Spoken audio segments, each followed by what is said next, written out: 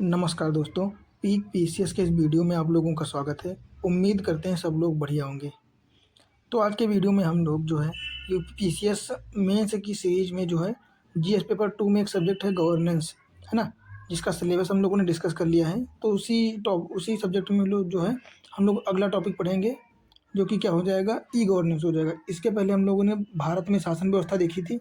इस वीडियो में हम लोग देखेंगे ई गवर्नेंस। और जो कि सिलेबस में आप लोगों ने प्रीवियस ईयर क्वेश्चंस देखे थे, तो उसमें आप लोगों ने देखा था कि प्रत्येक वर्ष यहाँ से 12 नंबर का क्वेश्चन एक आता है। सिर्फ ये 2 पेजों से आपके 12 नंबर 100% श्योर हैं, है ना? गारंटेड यहाँ से क्वेश्चन हर साल आता ही है। आप लोगों ने 3-4 साल का देखा भी था, प्रूफ मैंने दिखाया था, है ना? तो ये ज़रूर बहुत ध्यान से देखना और इसके साथ नोट ज़रूर ना लेना। तो स्टार्ट करते हैं।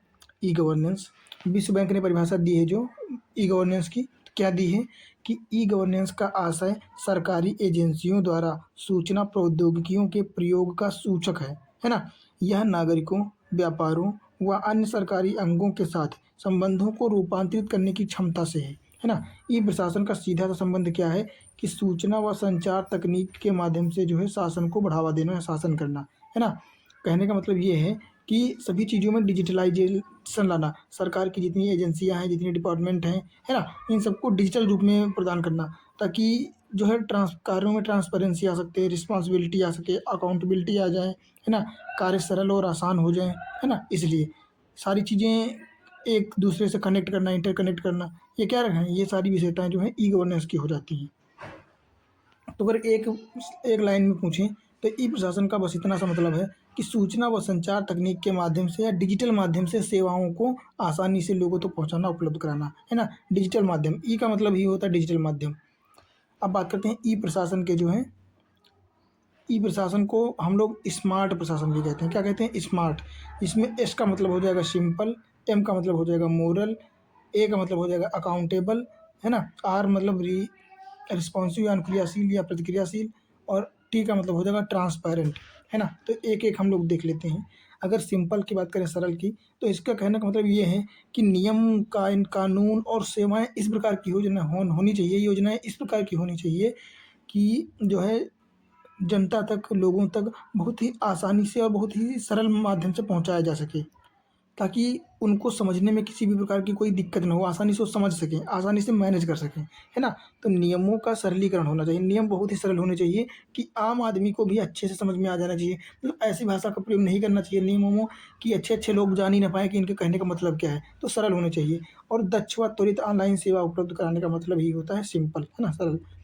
अगला हो जाएगा मोरल। मोरल का मतलब होता है नैतिक, नैतिक, है ना? तो क्या होता है कि जहाँ पे तकनीकी हस्तक्षेप बिल्कुल ही कम होना चाहिए, है ना? भ्रष्टाचार, तकनीकी हस्तक्षेप होना चाहिए और भ्रष्टाचार बिल्कुल कम होना चाहिए। लाल फीताशाही बिल्कुल भी नहीं होनी चाहिए। जो प्रशासनिक अधिकारी होते हैं या कोई भी अधिकारी हो, उनमें भ्रष्टाचार की कमी के लिए जो है नैतिकता बहुत ही ज़रूरी पॉइंट हो जाता है। अगला हम लोग बात करें तो अकाउंटेबिलिटी, है ना? उत्तरदायी। उत्तरदायी का मतलब होता है लोक सेवकों की जवाबदेहिता सुनिश्चित होनी चाहिए, है ना? कि अगर मान लो एक मान लेते हैं आईएएस अधिकारी को दे देते हैं, ठीक है?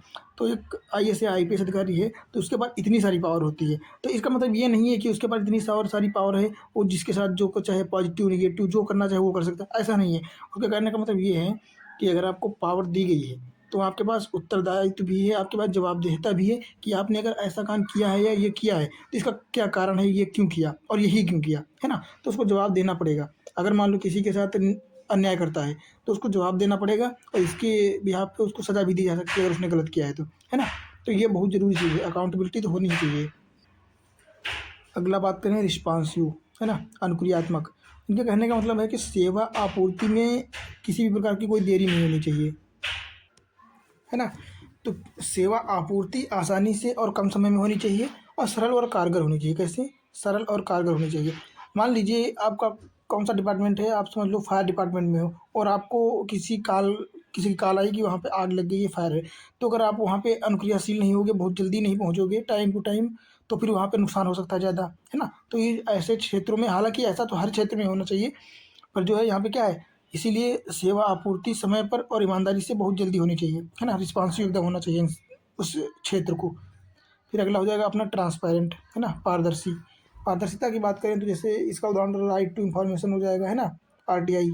तो ये आरटीआई क्या आपको अधिकार देता है कि आप किसी भी क्षेत्र की जानकारी जो देश के लिए एकता और अखंडता को बाधित करने वाली या डिफेंस क्षेत्र को छोड़कर अन्य सभी प्रकार की जो है नागरिक सेवाओं से संबंधित जानकारी आप प्राप्त कर सकते हो, है ना? कि किस क्षेत्र को कितना आवंटन किया गया है बजट, या किस किस योजना के लिए क्या-क्या किया गया है, तो सारी जानकारी आप ले सकते हो और ये आपका अधिकार है, आम जनता आम नागरिक का अधिकार है ना? तो राइट क्या है, ट्रांसपेरेंसी को जो है बढ़ावा देता है और जितनी डिजिटलाइजेशन बढ़ता जाएगा, ट्रांसपेरेंटी बढ़ती जाएगी, है ना? वहाँ पे धांधली करना थोड़ा-सा कठिन हो जाएगा।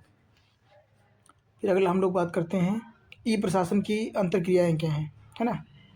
बात करें भारत की द्वितीय प्रशासनिक सुधार आयोग, है ना, सेकंड एआरसी की रिपोर्ट में क्या है कि प्रमोटिंग ई गवर्नेंस, क्या promoting e governance the smart way forward 2008 की रिपोर्ट है। इसमें क्या कहा गया है कि प्रमोटिंग ई गवर्नेंस मतलब ई गवर्नेंस या डिजिटल गवर्नेंस को बढ़ावा देना चाहिए, है ना, the smart forward and forward way, है ना, स्मार्ट वे को बढ़ावा देना चाहिए। अगला बात करें अगर ई प्रशासन की 4 अंतर्क्रियाएँ कौन-कौन सी हैं, एक दूसरे के साथ कौन-कौन से संबंध दर्शाए गए हैं, तो हम लोग देख लेते हैं। एक तो दिखाया गया है कि सरकार की नागरिकों के साथ संबंध या अंतर्क्रियाएँ और सरकार की व्यापार के साथ, सरकार के साथ, सरकार की अन्य कर्मचारियों के साथ, है ना? तो अगर बात करें सरकार की नागरिकों के साथ, तो कैसी होनी चाहिए अंतर्क्रियाएँ? नागरिकों को प्रभावी लोक सेवा वितरण करना चाहिए, है ना? जो लोक सेवक हैं या प्रशासनिक अधिकारी हैं, उनको ऐसा होना चाहिए कि नागरिकों को दक्ष और प्रभावी और समय के साथ जो है सेवाओं का प्रदान करना चाहिए, सेवाएँ पहुँचानी चाहिए। किसी भी प्रकार की लाल-फीताशाही या भ्रष्टाचार नहीं होना चाहिए, है ना? और क्या हो जाएगा, सेवाओं की गुणवत्ता होनी चाहिए, है ना? अगला सार्वजनिक सेवाओं तक आसान पहुँच, आम जनता की सार्वजनिक सेवाओं तक आम पहुँच होनी चाहिए, है ना? हर हर क्षेत्र में जो है नागरिक चार्टर बनाए जाने चाहिए। उस सेवा प्रदान कर जो सेवा प्रदान की जा रही है, उसके बारे में जानकारी प्रदान करनी चाहिए, है ना? ताकि आम जनता को किसी भी प्रकार की समस्या ना हो, वो किसी चीज़ की जानकारी लेने में, है ना? जब पहले ही बोर्ड लगा होगा, तो आराम से पढ़ के आदमी समझ जाएगा, है ना? फिर बात करें सरकार की व्यापार के साथ क्या जो है अंतर्क्रियाएँ हैं। एक तो ईज़ ऑफ डूइंग बिज़नेस, है ना? लाल फीताशाही कम हो जाएगी इससे और इससे भ्रष्टाचार में कमी आनी चाहिए। अगला अगर बात करें सरकार के साथ, तो सरकारी एजेंसियों के मध्य समन्वय होना चाहिए। ऐसा नहीं है कि एक एजेंसी दूसरी एजेंसी से आपस में ही समन्वय नहीं बन पा रहा है ना? तो आम जनता को सरकारी सेवाएँ कैसे उपलब्ध करा पाएँगे अच्छे से। अगला केंद्र, राज्य व स्थानीय सरकारों के मध्य भी समन्वय होना चाहिए, है ना? एक इंटीग्रिटी होनी चाहिए, जिसे किस प्रकार की हायरार्की होनी चाहिए, जैसे हम लोग न्याय व्यवस्था में देखते हैं, तो सबसे पहले सुप्रीम कोर्ट होता है ना? उसके नीचे क्या होते हैं? हाई कोर्ट होते हैं बहुत सारे, हर स्टेट के या जहाँ-जहाँ भी हैं, है ना? और इनके नीचे क्या होते हैं?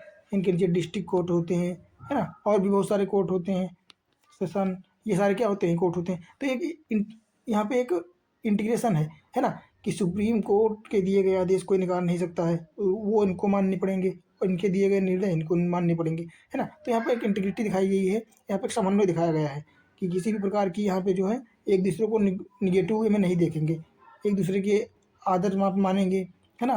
तो ये सारी चीज़ें हैं। अगला क्या है अपना, सरकार की कर्मचारियों के साथ, तो सरकार के कर्मचारियों के साथ नियमित अंतर्क्रियाएँ होनी चाहिए, है ना? समय-समय पर उनको बताया जाना चाहिए, उनको नियम, विनियम इनकी जानकारी देते रहना चाहिए, किस प्रकार लागू करना है ना? ये सारी जानकारी जो है एक-दूसरे के साथ साझा ज़रूर करना चाहिए। आगे हम लोग देखें तो क्या देख सकते हैं, ई प्रशासन के लाभ क्या हैं, है ना? डिजिटल प्रशासन के लाभ जो हैं वो क्या हैं? तो पहला लाभ हो जाएगा कि नागरिकों को सरकारी सेवाओं की बेहतर आपूर्ति होगी, है ना? जो आम जनता है, नागरिक हैं, लोग हैं, इनको सरकारी सेवाओं की जो प्राप्ति है, वो बेहतर और अच्छी तरह से होगी, है ना? पहला तो ये लाभ होता है। अगला व्यापार और उद्योग के साथ उन्नत अंतरक्रियाएँ होंगी, है ना? दक्षता को बढ़ावा मिलेगा। इससे क्या होगा? इससे रोज़गार बढ़ेंगे, आय बढ़ेगी लोगों की, है ना? फिर क्या है? सूचना तक पहुँच के माध्यम से नागरिकों का सशक्तिकरण होगा, है ना? नागरिकों का सशक्तिकरण हो जाएगा। अगला अधिक दक्ष सरकारी प्रबंधन होगा, प्रशासन में भ्रष्टाचार की कमी आएगी, लाल-फीताशाही कम होगी, है ना? ईमानदारी बढ़ावा मिलेगा, नैतिकता को बढ़ावा मिलेगा, प्रशासन में पारदर्शिता बढ़ेगी। जब डिजिटल वे में होंगी चीज़ें तो धांधली उतनी कम हो जाएगी, है ना? भ्रष्टाचार कम हो जाएगा। फिर नागरिकों व व्यापारों हेतु व्यापक सुविधा के जो है मार्ग खुलते जाएँगे, है ना? ब्रॉड स्पेक्ट्रम में एक। फिर लागत कटौती व राजस्व में वृद्धि होगी, सरकार की वैधता में वृद्धि होगी, है ना, लीगैलिटी में। फिर लाल फीताशाही व कागजी कार्यवाही में कटौती होगी, ठीक है। अगला क्या है, सुशासन में जो है नागरिकों की भागीदारी में वृद्धि होगी, है ना, शासन में नागरिक भी अपने आप को समावेशी मान सकेंगे, भागीदार समझ सकेंगे। फिर लोक प्रतिनिधियों व नागरिक समाज के मध्य संबंध बेहतर होंगे, संबंधों में सुधार आएगा, है ना। तो ये सारे जो हैं ई गवर्नेंस के लाभ हैं। अगला बात करें हम लोग, तो ई प्रशासन की पहलें कौन कौन सी इनके लिए पहले चलाई जा रही हैं, है ना। तो क्या हो जाएगा, एक तो हो जाएगा डिजिटल भारत, है ना, ये पहला मिशन हो जाएगा डिजिटल भारत। इसका माध्यम क्या है, इसका उद्देश्य क्या है, राष्ट्रीय ई शासन कार्य योजना को बढ़ावा देना, है ना, बहुत सारी चीज़ों को जो है डिजिटल वे में प्रदर्शित करना, डिजिटली करना। अगला हो जाएगा ई क्रांति। ई क्रांति का मतलब होता है सेवाओं का इलेक्ट्रॉनिक वितरण, है ना, ये भी ऑनलाइन मोड को बढ़ावा देना है। अगला भूमि संबंधी रिकॉर्ड्स का कंप्यूटरीकरण, डिजिटलीकरण, है ना। अभी तक सारी चीज़ें मैप से होती थी, लेकिन अब क्या हो जाएगा, अब सारी चीज़ें आप अपने बैठे घर बैठे मोबाइल फ़ोन से देख सकते हो, सारी चीज़ों का कंप्यूटरीकरण हो रहा है ना। पहले क्या होता था कि अगर किसी की ज़मीन की जानकारी लेनी है तो फाइलें ढूँढनी पड़ती थी, इतने सारे बड़े रूम में, है ना, पूरे सर्वर सेंटर में फाइलें ढूँढनी पड़ती थी, एक-एक फाइल ढूँढो। फिर अब क्या है, नॉर्मली किसी जिसका जानकारी लेना है उसका मोबाइल नंबर नाम डालो या फिर जो भी नंबर दिया हुआ होगा, नंबर डालोगे उसकी पूरी जानकारी आ जाएगी। उसके सारे भूमि संबंधी दस्तावेज आपस अपने आप सामने आ जाएँगे। वैसे क्या था कि बहुत सारी जो है किताबों में बहुत सारे कमरों में ढूँढना पड़ता था कि कहाँ पे क्या रखा है, तो उससे आराम मिल जाएगा। जो 2 दिन का काम होता था वो 2 मिनट में हो जाएगा। तो ये आसानी आ रही है। और माई गवर्नमेंट, सरकार क्या है इनका मतलब कि सरकार व नागरिकों के मध्य संपर्क सूत्र को बढ़ावा देना, है ना?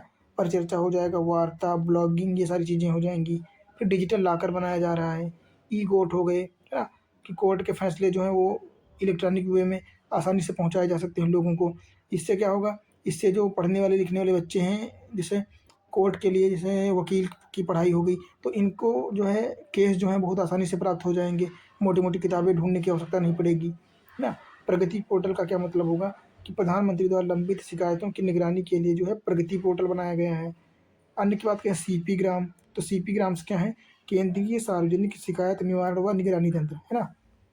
केंद्र की जो सार्वजनिक शिकायत निवारण है, उसकी जो निगरानी करने के लिए बनाया गया है, वो सीपी ग्राम नामक ऐप बनाया गया है ना? व्यवस्था की गई है। फिर अब बात करें अगर चुनौतियाँ क्या हैं इसकी, है ना? ई गवर्नेंस की, ई प्रशासन की चुनौतियाँ क्या हैं? तो पहला है डिजिटल आधारभूत ढांचे की समस्या। भारत में अभी पूरी तरह से डिजिटलाइज़ेशन नहीं हो पाया है ना? अगला बात करें अगर, तो मान लेते हैं भारत भारत में भी ऐसे-ऐसे राज्य हैं जहाँ पे डिजिटल इंटरनेट है ही नहीं, है ना? इंटरनेट कनेक्टिविटी नहीं है, वहाँ बिजली सही से नहीं पहुँच पा रही है, इंफ्रास्ट्रक्चर बेहतर है नहीं, ना ही रोड है, ना ही सड़कें हैं, है ना? बहुत सारे ऐसे इलाके हैं जैसे मध्य प्रदेश के कुछ इलाके हो गए, या अगर नॉर्थ ईस्ट की बात करें तो वहाँ पे ना ही बेहतर इंफ्रास्ट्रक्चर है, ना ही सड़कें हैं बेहतर, है ना? तो वहाँ पे ये समस्या बन जाती है। अन्य चुनौती की बात करें तो डिजिटल गैप हो जाएगा, निरक्षरता हो जाएगा, है ना? भारत में अभी भी बहुत सारे क्षेत्र हैं जहाँ पे लोगों में साक्षरता की कमी है, जैसे बिहार स्टेट हो गया, मध्य प्रदेश में थोड़ी-सी कमी है ना? बहुत सारे स्टेट में अभी साक्षर जनसंख्या की कमी है। बाकी साइबर क्राइम में जो है बढ़ोतरी होती जा रही है ना? लागत अधिक है, किसी भी चीज़ में इन्वेस्टमेंट में लागत सबसे ज़्यादा होती है। फिर बात करें हार्डवेयर व सॉफ्टवेयर संबंधी समस्याएँ उत्पन्न होती हैं, है ना? हार्डवेयर की बात करें तो हार्डवेयर में बहुत सारी चीज़ें जैसे डिजिटल चीज़ों बनाने के लिए चिप की का सिलिकॉन चिप की आवश्यकता पड़ती है, तो हम लोग चाइना या अन्य देशों से मंगाते हैं, है ना? तो ये भी एक समस्या है। फिर बात करें गोपनीयता व सुरक्षा संबंधी समस्याएँ हैं, पिछड़े क्षेत्रों में कनेक्टिविटी की समस्या है, फिर वो रोड इंफ्रास्ट्रक्चर हो, स्वास्थ्य हो, शिक्षा हो, सभी प्रकार की कनेक्टिविटी की समस्या रहती है। बात करें स्थानीय भाषा में ऑनलाइन सेवाओं की समस्या है ना? अब स्थानीय भाषा की का मतलब कि क्षेत्रीय भाषा का कमी होती है ना? मोस्टली ऐप और जो योजनाएँ होती हैं, वो सारी चीज़ें जो होती हैं, पोर्टल जो होते हैं, वो सब इंग्लिश में होते हैं, है ना? तो क्षेत्रीय भाषाओं की कमी रहती है थोड़ी-सी, और तकनीकी मानव संसाधन की कमी है ना? ये सारी चीज़ें क्या हो जाएँगी, ये सारी चुनौतियाँ हो जाती हैं इसकी, है ना? ई गवर्नेंस की। तो इस प्रकार जो है हम लोगों ने देखा ई गवर्नेंस, इसके संबंधित जो सारे टॉपिक्स थे वो हम लोगों ने इसमें देख लिया है ना? अब ऐसा कोई टॉपिक नहीं है जो बचा हो ई गवर्नेंस से संबंधित। और आप लोगों ने देखा भी कि 12 नंबर का जो है क्वेश्चन हर साल यहाँ से एक क्वेश्चन तो कंफर्म आता ही है 100%, है ना? तो ये आप छोड़ नहीं सकते हैं टॉपिक। बाकी एक बात मैं फिर से याद दिला देना चाहता हूँ कि यहाँ पे मैं कोई डिटेल डिस्कस नहीं करता हूँ, केवल शॉर्ट में बताता हूँ, है ना। बस लेकिन इतना है कि इतना ही पढ़ के आपका कोई भी क्वेश्चन छूटेगा नहीं, सारे क्वेश्चन आप आसानी से टैकल कर पाओगे, है ना। पर फिर भी अगर आपको बेहतर बढ़िया पढ़ना है, ज़्यादा मतलब मोटी किताबें पढ़नी है, तो आप एथिक्स या इंटीग्रिटी की कोई भी बुक ले सकते हैं। उसमें भी ई गवर्नेंस दिया गया है। और बाकी अगर बात करें तो वहाँ पे आप पॉलिटी पढ़ेंगे तो वहाँ पे गवर्नेंस का टॉपिक दिया होता है एक, वहाँ से आप पढ़ सकते हैं अच्छे से, है ना। जैसे ई इसमें ई गवर्नेंस हो गया और आरटीआई हो गया, ये सारी चीज़ें आप एथिक्स में भी पढ़ सकते हो, तो ऐसी कोई दिक्कत नहीं है। बाकी आपको ज़्यादा पढ़ने की, पीएचडी करने की आवश्यकता है नहीं। बस इतना जितना मैंने 2-3 पेज का नोट्स है, आप इतना पढ़ के आराम से सारे क्वेश्चन टैकल कर पाओगे। जैसा कि हम लोगों ने क्वेश्चन का प्रूफ भी देखा था। बाकी आप लोग पढ़ ही रहे हैं। और अगला टॉपिक क्या होगा अपना, ये अगला टॉपिक होगा लोकतंत्र में सिविल सेवाओं या सिविल सेवकों की भूमिका, है ना। कि लोकतंत्र में जो है सिविल सेवकों की, सिविल सेवाओं की भूमिका क्या है। तो ये हम लोग अगले टॉपिक में पढ़ेंगे। और बाकी एक लोग आप लोगों से और रिक्वेस्ट है कि अगर वीडियो देखते हैं तो प्लीज़ कमेंट जरूर किया कीजिए, है ना। जैसा भी कमेंट करना हो, पॉजिटिव निगेटिव या कैसा लग रहा है, फीडबैक जरूर दिया कीजिए, ताकि हम लोगों को अच्छा लग सके, है ना। मिलते हैं फिर नई वीडियो में अगले टॉपिक, नए टॉपिक के साथ।